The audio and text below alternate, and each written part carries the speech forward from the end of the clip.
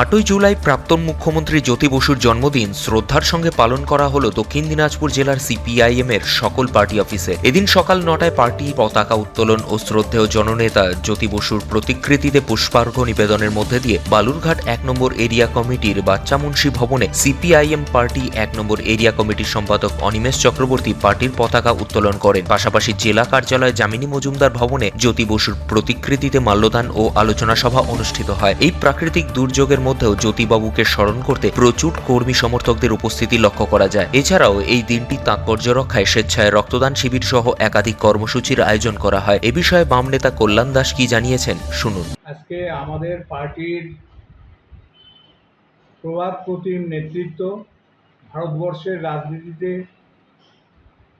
যারা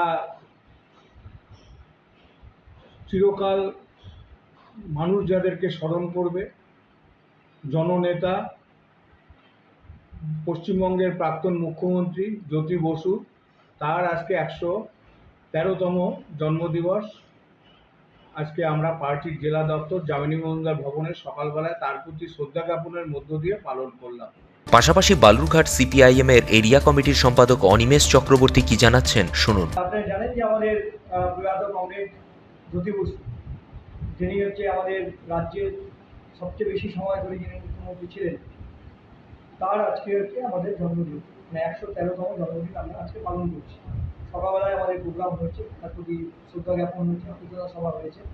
এখন আমাদের রক্তদান শিবির চলবে।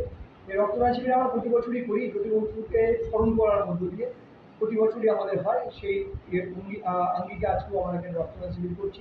আজকে আমাদের আবৃত্তি কম্পিটিশনও আছে, যেটা আমাদের জেলা অফিসে হবে। এই এখন কিছুক্ষণের মধ্যে আমরা শুরু করতে চলেছি।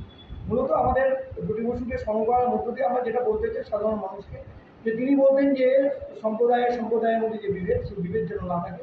কারণ রক্তের মধ্য দিয়ে যখন মানুষ কোনো কাউকে রক্ত দেয়, তখন তার কিন্তু কোনো জাত থাকে না, কোনো ধর্ম থাকে না। সেটা তিনি আমাদেরকে তিনি বুঝিয়েছিলেন, এবং তার এই যে চিন্তাভাবনা, সেই চিন্তাভাবনাকে সামনে রেখে মানুষের বিভেদ ঘোচানোর লক্ষ্যেই আমরা প্রতি বছর এই রক্তদান শিবির জ্যোতি বসুকে স্মরণ করবার মধ্য দিয়ে রক্তদান শিবির, আবৃত্তি, আর্ট কম্পিটিশন, এগুলোর মধ্য দিয়ে আমরা দিনটাকে পালন করি।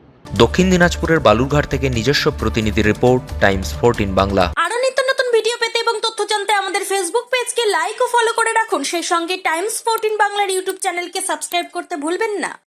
মুখের উজ্জ্বলতা হারিয়ে গেছে, স্পট পড়ে গেছে, ব্রণ ভর্তি, তাই আর দেরি না করে আজই আসুন রায়গঞ্জের চণ্ডীতলায় হেলথ প্লাস মাল্টি স্পেশালিটি ক্লিনিকে এবং এখানে পান অভিজ্ঞ ডাক্তার দ্বারা ফ্রি স্কিন টেস্ট। আরো বিস্তারিত জানতে যোগাযোগ করুন 9674895169 এই নম্বরে।